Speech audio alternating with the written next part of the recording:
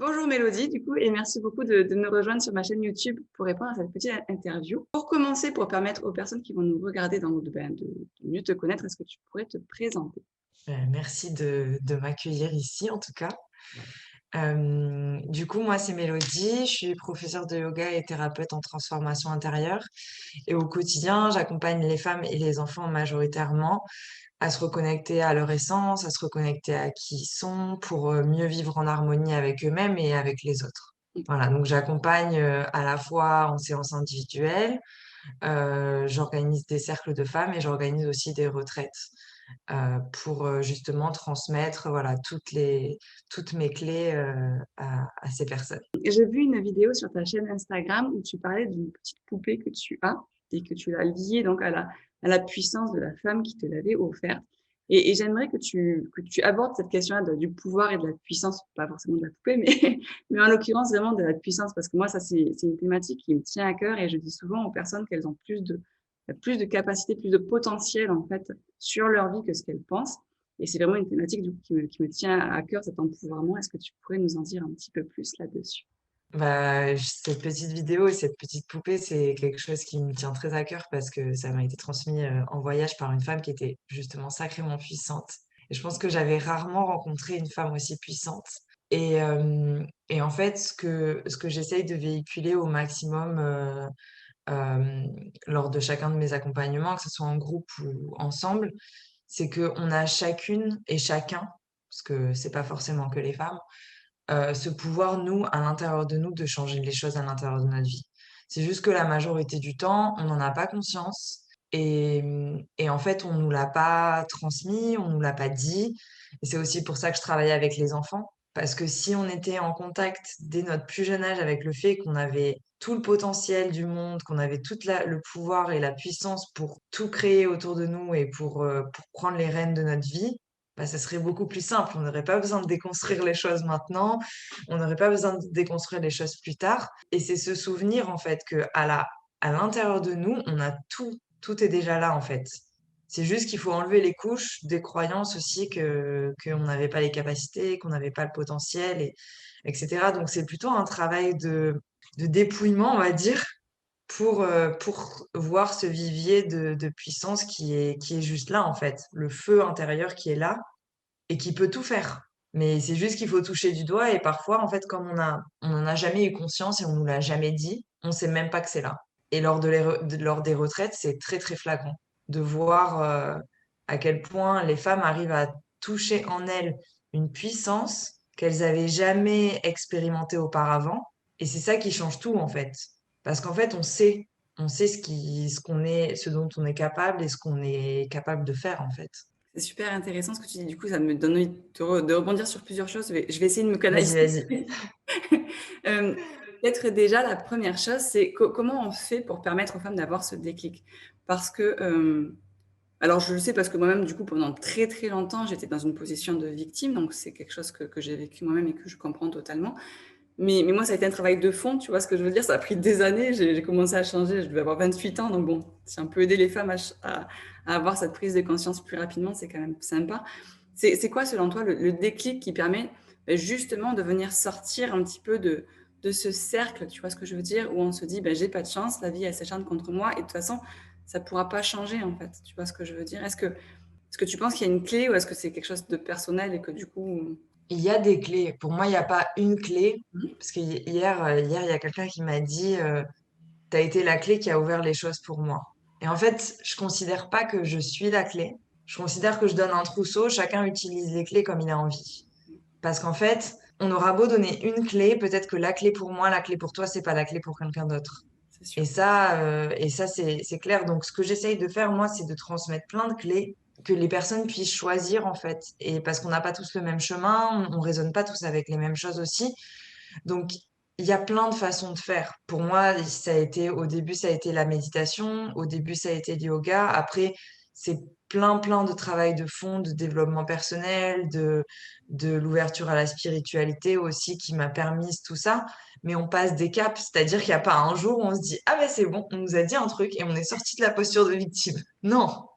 Je me souviens que même l'année dernière, quand je m'étais déjà lancée, on m'a redemandé de faire un exercice sur la victimisation Et je fais cet exercice totalement dans le déni en me disant: «Oh, ben il y a rien à mettre dans ma liste de victimes», tu vois?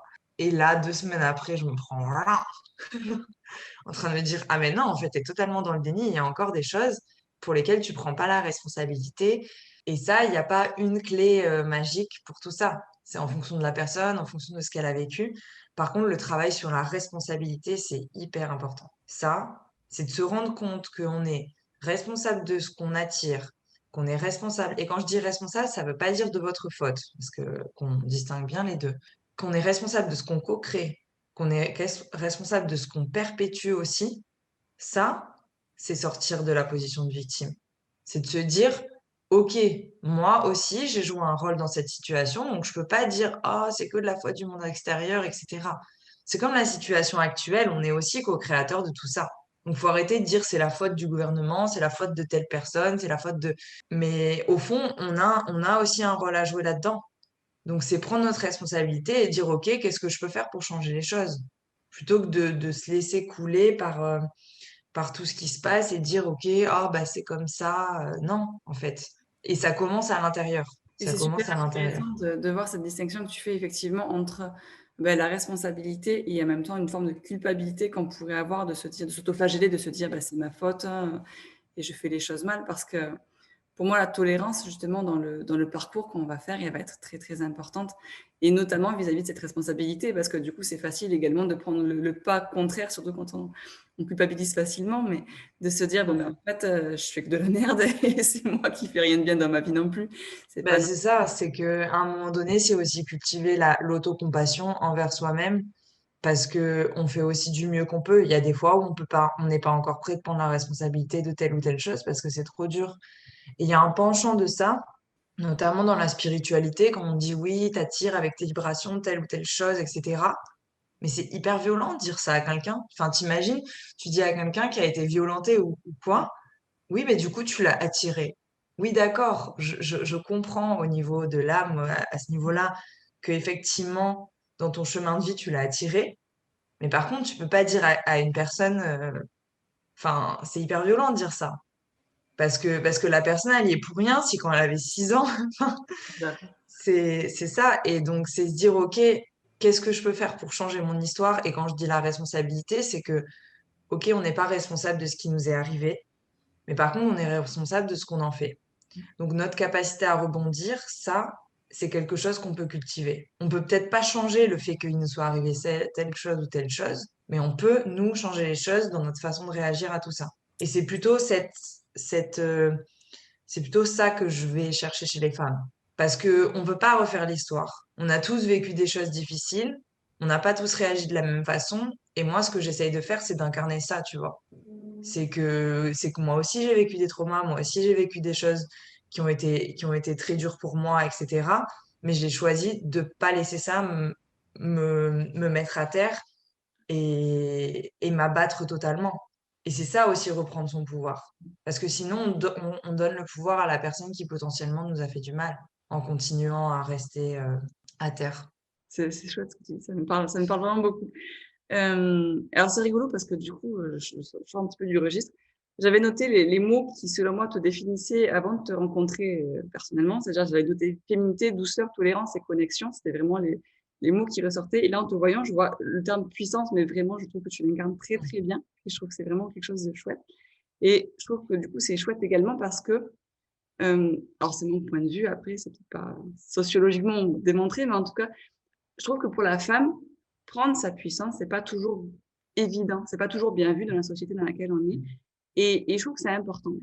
Alors moi, je suis partisane de l'équilibre. Donc pour moi, l'équilibre entre le yin et le yang, entre un petit peu toutes les parts de notre être. Et je trouve ça beau, en fait, la façon dont tu reflètes ça parce que tu es du coup très féminine, parce que c'est toujours comme ça que je te voyais. Et là, aujourd'hui, vraiment, je te vois comme une femme dans sa pleine puissance et je trouve ça juste beau. Est-ce que tu aurais quelques mots à dire par rapport à cette idée-là, du coup, d'accepter? Euh, oui, avec plaisir. Bah, merci en tout cas d'aborder ce sujet parce que je reviens juste d'une retraite et justement, dans mon intention que j'avais posée pour moi-même pendant la retraite et que certaines femmes aussi ont posé, c'est d'avoir un meilleur équilibre yin-yang. Parce que pour moi, ça va être très important pour la suite de l'humanité que tout le monde se rééquilibre, que ce soit les hommes et les femmes. parce qu'il y a eu un excès de yang pendant des années, des années, des années, avec le patriarcat, enfin voilà, tout ça. C'est pas de sortir c'est pas de révolutionner la société et de sortir avec une société matriarcale, on règle pas le problème. C'est toujours la même chose. Mais par contre, c'est de pousser et les femmes et accompagner les femmes à prendre leur place aussi. Parce que, on leur a coupé la voix, on leur a coupé leur puissance, on a eu peur de leur puissance aussi. Et ça va être hyper important de chacune et chacun à l'intérieur de nous de se rééquilibrer par rapport à ça. Parce que nous aussi, on a un masculin blessé qui prend parfois toute la place, le yang qui fait go, go, go, allez, on y va. Voilà. Et c'est brutal en fait. C'est brutal pour nous-mêmes et du coup, on en est plus doux avec nous-mêmes. Et ce travail justement d'unité entre le yin et le yang, je sais que enfin, à la rentrée prochaine, je vais proposer des accompagnements en lien avec ça, sur justement s'unir en soi et guérir son enfant intérieur et devenir un père et une mère pour soi à l'intérieur. Parce que c'est hyper puissant en fait de se reconnecter à ça et de se reconnecter à ces deux polarités et de se rendre compte que c'est une danse tout le temps. C'est-à-dire qu'il y a un jour où on sait qu'on aurait besoin d'être totalement dans le yang, donc vas-y, prends les rênes, vas-y, parce que je dois faire telle ou telle chose, je dois accomplir tel objectif. Mais par contre, c'est de laisser aussi toute la place au yin quand il a totalement besoin d'être là aussi. Et c'est tout le temps jouer avec ça parce qu'on peut jamais vraiment être à l'équilibre, mais c'est de se dire, OK, là, le yang, il a pris trop de place. Bon, là, le yin, la passivité, c'est bon, on va peut-être se calmer et rééquilibrer en fait avec ça. Comme si on avait deux personnalités, comme s'il y avait, par exemple, j'en sais rien, Mélodie et Martin. Enfin, non, du coup, je m'appelle Mélodie, donc l'union des deux, c'est Mélodie, donc ça va pas. Disons que j'ai Marine et Martin et que l'union des deux, ça ferait Mélodie. Et donc, je ferais appel à Marine à certains moments quand j'aurais besoin que mon yin s'exprime totalement, quand j'ai besoin d'être dans l'intuition, quand j'ai besoin d'être dans le lâcher prise, quand j'ai besoin d'être dans la réceptivité, et que j'appellerai Martin quand j'ai besoin de protection, de sécurité, de structure. Et c'est pas contradictoire en fait. Ça va ensemble. Ça va tous les deux ensemble. Et quand il y en a un excès de l'un, ben, c'est d'être dans l'observation et de rééquilibrer. Mais pour ça, il faut vraiment enfin, vraiment se connaître en profondeur pour arriver à voir quand est-ce que ces sous-personnalités, elles viennent interagir dans notre vie, quoi. De vraiment observer, de se dire, OK, là, j'y suis peut-être allée un peu trop fort. Et c'est souvent ce qui se passe, c'est que comme on nous a pas vraiment donné notre place, on l'a pas vraiment prise, même de par les générations précédentes, etc., ben, on va prendre une place, mais avec trop de violence, en fait. Mais trop de violence aussi envers nous-mêmes. Pour s'imposer parce qu'il a fallu qu'on se batte, parce qu'il a fallu qu'on se batte au travail, parce qu'il a fallu que... Et en fait, c'est pas la façon dont on doit agir encore aujourd'hui. Et justement, c'est l'énergie féminine qui va nous aider à rééquilibrer aussi ce qui se passe au niveau collectif. Parce que tout le monde a besoin de plus de douceur. Tout le monde a besoin de plus de tolérance, tout le monde a besoin de plus d'accueil. Enfin, et c'est en rééquilibrant aussi le féminin chez les hommes aussi, et qu'ils aient un masculin moins blessé aussi, que ça va tout rééquilibrer et qu'on sera aussi beaucoup plus en harmonie les hommes et les femmes ensemble. Et pas créer des clivages aussi hommes-femmes, quoi. C'est beau ce que tu dis parce que alors, je suis vraiment partisane également de dire que la violence, c'est rarement la bonne réponse. Vraiment, pour moi, c'est quelque chose que, voilà, c'est pas forcément la voie à suivre en tout cas. Même si c'est pas forcément toujours entendu par mon entourage quand je le dis en tout cas, mais je pense qu'on est dans une époque où on a besoin effectivement, comme tu dis, de cette douceur et de la tolérance, tu vois, d'arriver à prendre en compte le fait que ben, même si telle personne réagit mal, ben, parfois c'est parce qu'elle-même elle est blessée, parce qu'elle-même elle a ses propres peurs qui surgissent, tout ça. Et du coup, plutôt que de lui rentrer dedans pour lui dire ben, t'as tort et moi j'ai raison et c'est fini, ben, juste essayer de prendre en compte le point de vue de tout le monde, ça c'est quelque chose qui me paraît indispensable aujourd'hui, surtout bah, vu le contexte actuel hein, où ça part en sucette un petit peu Mm. partout. Et ça me fait tellement de peine en fait de voir qu'il y a tout le monde bah, tout le monde qui rentre en conflit alors on est tous mal en fait d'une certaine façon. Tu vois, comme tu le disais, bah, le masculin blessé, il est chez les hommes, il est chez les femmes.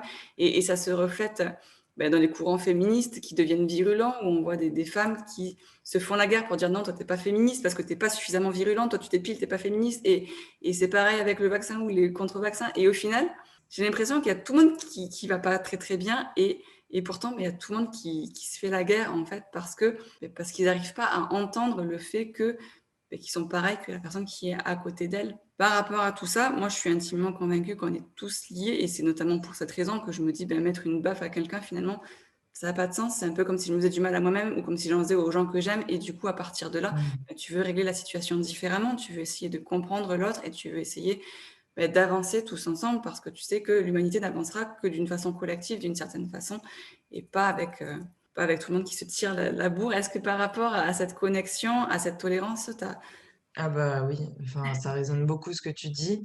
Moi, j'ai créé Newmanity pour ça. C'est-à-dire que la symbolique qu'il y a derrière, c'est vraiment le fait de vivre en harmonie les uns avec les autres. Et mon logo, qui est aussi mon tatouage que j'ai ici, euh, qui était un tatouage avant d'être un logo, c'est le fait qu'on soit qu'un seul, en fait. Le fait qu'on n'ait qu'une seule famille, le fait qu'on soit tous interconnectés. Et en fait, on l'a oublié. Et en fait, ce qui se passe aussi, c'est que pour moi, le fait qu'il y ait de la violence, qu'il y ait de la non-tolérance à l'extérieur, c'est aussi le reflet que les gens ont de l'intolérance à l'intérieur d'eux. C'est-à-dire que eux, ils acceptent pas aussi pleinement qui ils sont.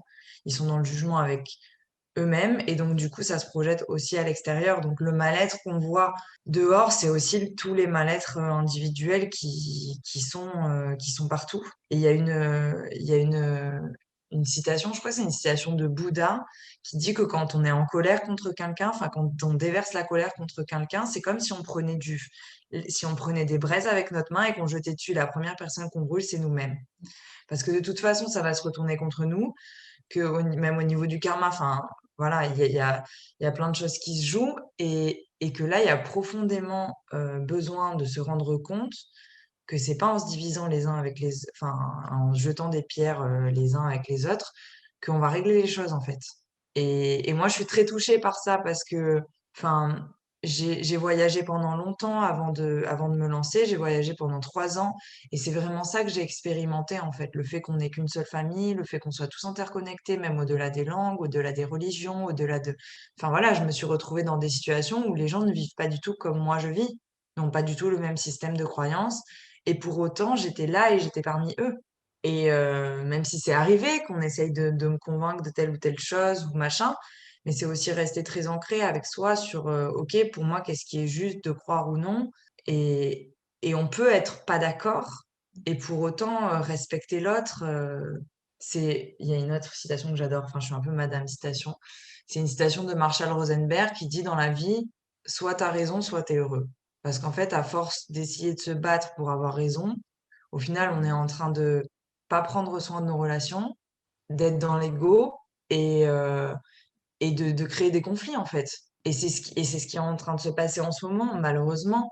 Et moi, je suis beaucoup attristée par ça parce que, certes, on n'est pas tous d'accord, on n'a pas tous les mêmes histoires de vie, on n'a pas tous les mêmes peurs, on n'a pas tous le même entourage, on n'a pas tous le même bagage aussi au niveau des vies karmiques ou au niveau de notre bagage transgénérationnel. Donc en fait, on peut pas se permettre de dire ah bah non, tu devrais pas faire ça, ah bah non, tu devrais pas faire ça, mais oh mais jamais de la vie t'aurais dû faire ça. Enfin, et là, il va falloir qu'on soit ensemble parce que sinon, il va y avoir deux mondes. Il va y avoir deux mondes qui vont se créer, les pour, les contre, et qui s'accusent mutuellement, voilà. Et c'est pas constructif du tout. C'est pas constructif du tout, et c'est aussi ce qu'ils veulent dans l'énergie. Comme ça, c'est plus facile de diviser les gens. Mais là, je pense qu'il y a vraiment besoin de que les gens aussi aillent dans l'introspection pour se rendre compte aussi de qu'est-ce que ça vient générer chez eux. Parce qu'en fait, ce qui se passe, c'est qu'on n'est pas capable d'être dans la tolérance et dans l'accueil de ce que vit l'autre, parce que nous-mêmes, on n'accueille pas ce qui se vit. Donc en fait, comment on peut être ouvert à la vie dehors si nous, la vie qui nous traverse, on en est coupé? c'est vrai. Et c'est ça qui fait ça, en fait. C'est comment on peut être à l'écoute des besoins de l'autre dehors si nous-mêmes, on n'écoute pas nos propres besoins. Donc forcément, on est dans la violence, on est dans l'agressivité, etc. Parce qu'on est coupé de nos propres besoins et qu'on n'en prend pas soin. Et c'est cette conscience-là, en fait, de ce qui se vit à l'intérieur qui va être importante de développer. Et c'est pour ça que je travaille beaucoup sur des exercices de communication non violente, que sur se recentrer aussi à l'intérieur, aller à l'écoute de soi, travailler en méditation. Parce que du coup, ça permet de développer cette conscience, en fait, de qu'est-ce qui se passe et qu'est-ce qui se vit à l'intérieur de moi, si on observe ce qui se passe sans juger. Et ce qui nous permet de dehors être beaucoup plus dans la compassion, beaucoup plus dans l'accueil. Et c'est le reflet, en fait, de ce qui se passe à l'intérieur. Enfin, c'est super beau ce que tu dis, j'aime beaucoup et ça me parle énormément. Et en plus, du coup, je vais faire le lien par rapport à ce que tu disais tout à l'heure, que tu accompagnes les enfants. Et je trouve que c'est... Alors, j'étais assistante sociale dans une autre vie. Et du coup, ce qui m'a fait arrêter ce travail-là, c'est notamment le fait que je trouve que notre société n'investit pas suffisamment dans ses enfants. Parce que pour moi, ben, les enfants, c'est l'avenir, en fait. Et il y a tellement de complications qui se créent par la suite quand on est face à des enfants ben, qui manquent d'amour d'eux-mêmes, qui manquent d'envie, d'envie, de croyance en leur capacité, finalement, tu vois ce que je veux dire. Ouais. Et je me dis parfois, bah, si on investit davantage dans notre jeunesse, tu vois, et pas la mienne, moi c'est fini, c'est parti, mais la jeunesse des enfants, quoi, et que du coup, on les encourageait à grandir d'une manière, et comme tu dis, tu vois, qu'ils soient plus introspectifs, qu'ils soient plus bienveillants et tout ça. Et je me dis, il y aurait vraiment, vraiment beaucoup, beaucoup à y gagner, tu vois. Et c'est vrai que je trouve que c'est quelque chose que, bah, en tant que, je suis pas encore maman, j'espère que je le serai un jour, mais je me dis, si un jour je suis maman, bah, j'espère que je pourrai transmettre ça à mes enfants, tu vois. Et je trouve que c'est vraiment quelque chose d'important, notamment parce que, en tant qu'adulte, on a tendance à transmettre souvent nos peurs et nos blocages à nous. Et je me dis, je vois beaucoup de parents, tu vois, qui vont avoir envie de contrôler parce qu'ils vont avoir peur pour leur enfant, qu'ils l'aiment et que bah, chacun, on fait tous comme on peut avec nos propres blessures et tout ça. Mais finalement, c'est important aussi bah, de faire confiance à l'enfant et de lui dire, mais fais-toi confiance et écoute-toi, écoute ton cœur parce que nous, on a grandi dans une société qui était normalisante, tu vois, qui nous a cadrés, qui nous a un petit peu cassés, on a réussi à se construire, mais du coup, Mm. c'était pas forcément évident. Et je me dis, bah, si avec les générations futures, dans la période particulièrement difficile qui arrive, on arrivait à transmettre ça aux enfants, bah, ce serait juste magique. Et toi, du coup, tu participes à le faire dans tes accompagnements et je trouve ça vraiment beau, quoi. C'est Mm. chouette. Après, je sais pas comment tu Merci. fais avec les enfants. Ben, en fait, si tu veux, le point de départ de mon projet, ça a été ça. Mm. C'est que, en fait, j'ai fait un séjour en Inde dans une école et les enfants, ils faisaient du yoga et de la méditation tous les jours. Et du coup, mais genre, ils vivaient comme une grande famille tous ensemble, tu vois. Et je me suis dit, mais c'est pas possible, mais comment ça se fait que nous, on est coupé tout ça, nous, on se rend pas compte, enfin, des bienfaits. Ils avaient ça comme matière à l'école, en fait. Ils faisaient de la danse, de la musique, enfin, du yoga tous les jours, tous les matins. Et ils chantaient des mantras tous les matins. Et quand j'étais là-bas, ça m'a bouleversée, tu vois, de voir ça. Et je me suis dit, mais c'est pas possible, là, il faut faire quelque chose. Enfin, il faut faire quelque chose. Donc, j'ai commencé vraiment à m'intéresser beaucoup à tout ce qui touche à l'éducation alternative, à la gestion des émotions pour les enfants, enfin, à tous ces courants-là aussi. Parce que je me suis dit, mais c'est pas possible, la génération future, il faut faire quelque chose. Enfin, et donc, c'est pour ça en revenant en France, je me suis dit, OK, je vais aussi travailler avec les enfants. Enfin, c'est important pour moi de faire les deux parce que je touche pas aux mêmes choses. Mais c'est planter aussi des petites graines déjà maintenant, des graines de conscience du corps, des graines de conscience des émotions, de la bienveillance aussi les uns avec les autres, enfin voilà, toutes ces choses-là. Et ils sont très, très réceptifs. Enfin, j'étais volontaire jusqu'à il y a pas longtemps dans une école maternelle où je faisais toutes les semaines. Bon, là, avec le Covid, ça s'est coupé, mais ils sont hyper réceptifs. Et le travail sur les émotions, en fait, si nous, on avait appris à libérer ça comme ça quand on était petit, mais comment ce serait beaucoup plus simple parce qu'un enfant, intuitivement, il sort tout. Il est pas là à se dire, oh, je vais garder à l'intérieur. Non, non. Il va se rouler par terre dans le centre commercial parce qu'il est pas content. Mais en fait, c'est aussi, c'est là pour moi où la société est un peu malade, si je peux dire ça comme ça, c'est qu'on s'est coupé de nos enfants intérieurs aussi.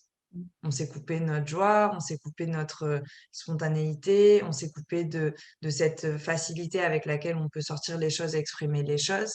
Et du coup, on est devenu hyper sérieux, enfin, on s'est coupé aussi de tout ça. Et c'est tout un travail que de se reconnecter à son enfant intérieur parce qu'en fait, si tu regardes bien, on se comporte tous comme des enfants, mais comme des enfants blessés. À dire oui, mais c'est pas de ma faute. Enfin, tu vois, genre, plein de choses comme ça. Et il y a et le fait de vouloir se faire remarquer en société, le fait de, au contraire, être tout comme ça, même pour des adultes, en fait, c'est le miroir de ce qui s'est passé dans l'enfance et de la place qu'ils n'ont pas prise ou de la place qu'on leur a pas donnée. Donc là, ils la prennent à l'excès maintenant.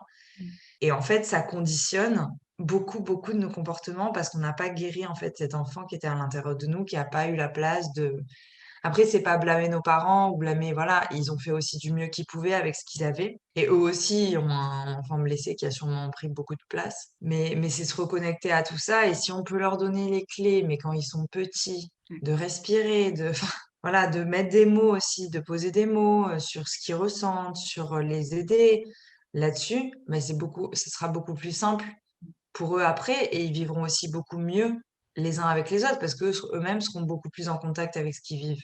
Donc voilà. Donc en ce moment, disons que je fais juste de l'individuel avec les enfants parce que le collectif, c'était plus compliqué et voilà, j'avais pas envie de me compliquer la tâche. Mais ils sont très, très réceptifs, hein. Et donc après, avec les enfants, tu peux utiliser plein de biais, le jeu, le dessin, la peinture, le corps, enfin, tu peux utiliser plein de choses pour le rendre ludique, tout en faisant passer aussi, des, des messages et leur transmettre aussi des compétences sociales, on va dire, pour mieux vivre ensemble. Et la maîtresse avec qui je faisais ces petits ateliers, elle me disait, ça a changé la cohésion de groupe dans la classe. Et pourtant, ils ont 5 6 ans, tu vois. Et ça a changé. Et maintenant, ce qu'elle faisait, c'est qu'elle leur mettait la petite musique de méditation le matin et ils faisaient en fait tous les exercices d'automassage, des trucs que je leur avais transmis. Et il y en avait un chaque jour qui venait montrer. Donc, ils continuaient de faire comme un petit rituel, tu vois, un petit rituel matinal avant d'arriver, avant de commencer à travailler. Et même au niveau de la concentration, ça leur permet aussi de se recentrer sur eux. Est-ce que tu voudrais faire un dernier partage peut-être par rapport, je sais pas, par rapport à tes retraites que tu proposes? Parce que j'ai vu qu'il y en avait dans pas trop longtemps, je crois. Ou alors c'est Ouais, cette année. je suis en train de toutes les changer là. D'accord. Je suis en train de toutes les changer. Il va y en avoir une fin août, Mmh. une en septembre. Alors, ces retraites, enfin, de ce que je propose, c'est ce que je préfère. Et c'est ce qui est le plus transformateur Mmh. pour, euh, pour les femmes qui nous rejoignent. Là, je viens juste de revenir d'une retraite et c'était incroyable de voir les visages qui changeaient au fur et à mesure des jours qui passaient. C'est là qu'on se rend pas compte et je pense que maintenant, je prendrai une photo avant, une photo après parce que c'est incroyable en fait ce qui se passe dans cet espace justement de connexion en groupe. Et en fait, chacune participe aussi à l'évolution des unes et des autres. Et ça, en miroir et sur le fait qu'on soit toutes interconnectées, c'est incroyable. Et en fait, dans cet espace-là, je me rends compte que je viens reconnecter avec la sensation que j'avais en voyage, d'être connectée aux gens au-delà des mots, par le regard, par le cœur, enfin, toutes ces choses-là. Et c'est magique de voir, d'offrir ces espaces et d'être un contenant, en fait, de tout ça. Parce que c'est une co-création avec les femmes qui me rejoignent. C'est pas que moi qui offre l'espace, parce que cet espace, elle n'existe pas sans elles non plus. Et il y a vraiment des transformations magnifiques qui se passent là-dedans. Je guide à travers vraiment différentes pratiques. Enfin, je mixe vraiment tout dedans, que ça soit des pratiques corporelles, que ça soit des pratiques émotionnelles, des pratiques énergétiques aussi, pour qu'elles aillent se libérer un peu sur tous les plans. Mmh. Donc, à travers le yoga, la méditation, les exercices, les rituels de libération émotionnelle. Maintenant, je travaille de plus en plus sur la voix. Le chakra de la gorge, c'est le miroir du chakra sacré. Donc, en fait, ça vient tout libérer le canal. Donc, dans la reconnexion à notre puissance, c'est vraiment, vraiment très, très. Là, je vais intégrer aussi de la psychogénéalogie. Donc, c'est les répétitions de schémas au niveau familial et tout. J'accompagne en individuel sur ça. Donc, je vais aussi l'intégrer dans les retraites et de plus en plus des reconnexions à la sexualité, à notre puissance aussi féminine, de ce siège du bassin qui est notre pouvoir créateur en fait. Et c'est aussi pour ça que les femmes ont perdu leur puissance. C'est parce qu'on les a coupées de ça. Et en se reconnectant à ça, justement, par toutes ces pratiques mélangées ensemble, ça permet que chacune aussi vienne piocher sur ce qui résonne pour elle. C'est aussi leur permettre d'enlever en fait toutes ces couches de ce qu'elles croyaient être Mmh. et de ce qu'elles pensaient être et qui en fait n'est pas qui elles sont dans leur essence en fait. Parce que c'était potentiellement des parts blessées, des blessures, des couches de protection, etc. Et c'est marrant parce que, enfin, et les transformations, elles peuvent intervenir sur tous les domaines de leur vie. C'est-à-dire qu'il y en a une pendant un rituel qui a trouvé sa mission de vie, là, il y a quelques jours, C'est chouette, d'accord. qui s'est réveillée d'un rituel en disant, c'est bon, j'ai trouvé ma mission de vie. Et d'autres qui vont arriver à poser leurs limites comme elles n'ont jamais réussi à le faire avant, d'autres qui vont se sentir beaucoup mieux avec leur corps. Enfin, en fait, chacune est en train d'expérimenter ce qu'elle a besoin d'expérimenter sur le moment, quoi. Et c'est vraiment, enfin, moi, je suis vraiment honorée de pouvoir offrir ces espaces-là et qu'on soit réceptive aussi à tout ça. Parce que moi, c'est magique pour moi de me rendre compte que mon travail, c'est de voir les gens s'épanouir et sortir de leur bulle et enfin, de leur cocon, enfin, de leur chrysalide dans lesquelles elles étaient potentiellement bloquées, quoi. C'est beau, ça donne envie en tout cas. Donc voilà. Ça donne envie Donc, d'y participer. il y a 2 dates à venir, c'est du 25 au 29 août et du 10 au 12 septembre. Ça marche. Bah, de toute façon, Il y en a une qui est dans les Cévennes et une qui est dans le Var. Mais de toute façon, ces espaces-là, c'est des espaces auxquels je vais être amenée à créer et recréer tout le temps, en fait. ouais. Parce que c'est pour moi les espaces les plus transformateurs et c'est pour moi les espaces qui me donnent le plus de joie. Donc voilà. J'avais prévu d'en faire à l'étranger, mais bon, ce sera pour plus tard. Donc on va se concentrer sur la France pour l'instant et je pense que c'est quelque chose que je vais proposer une fois tous les mois et demi, une fois tous les 2 mois, Ouais. je pense. Pour, et j'ai de plus en plus de demandes. Et moi, je m'éclate dans toutes mes pratiques, à tout mélanger, à tout explorer. Donc c'est vraiment gagnant-gagnant comme proposition, quoi. Mais c'est top. Bon, franchement, ça donne envie. Ça donne envie de venir participer à ces petites sessions. Du coup, je mettrai ton lien, Linktree, du coup, sous la vidéo. Comme ça, si les gens veulent te contacter pour un accompagnement individuel ou s'ils veulent participer à une retraite ou juste te suivre. J'ai vu notamment que sur ta chaîne YouTube, tu proposes des méditations. Donc, ça peut être une bonne façon. Ouais, je vais recommencer à en faire aussi parce que là, je pense qu'il y en a beaucoup besoin. Oui. J'avais commencé pendant le premier confinement à en faire, mais là, j'en ai quelques-unes déjà en stock et je vais en repartager. Sûrement, je vais faire en live sur Instagram, je vais voir. Peut-être que ça peut aussi fédérer tout le monde en même temps et on élève aussi tous nos vibrations en même temps quand on est tous connectés en même temps. Donc peut-être que ça, c'est peut-être plus juste au niveau de ce qu'on a besoin collectivement de le faire, mais voilà, ça va revenir parce que ça permet aussi aux gens de se recentrer et de se reconnecter à tout ça, au calme à l'intérieur, à libérer les émotions, enfin voilà, tout ça, quoi. Donc, C'est je vais chouette. continuer à explorer ça. Ça marche. Bah, merci beaucoup en tout cas pour cette interview. Et voilà, n'hésitez pas à la Avec contacter plaisir. si jamais, si jamais ça vous intéresse. Et moi, je la suis depuis longtemps. Donc voilà. Ben, merci en tout cas, merci à toi pour ce moment et merci à toutes les personnes du coup qui regarderont la vidéo. Surtout n'hésitez pas voilà, à nous faire un petit retour, même sur ce que vous en avez pensé, sur ce que ça vient éveiller chez vous aussi. C'est des petites graines plantées à chaque fois qui vont mûrir maintenant ou plus tard. Et puis c'est voilà, notre façon à nous de contribuer aussi à l'éveil des consciences et à la transformation de chaque personne. Donc c'est important, je pense. Merci beaucoup. Merci à toi.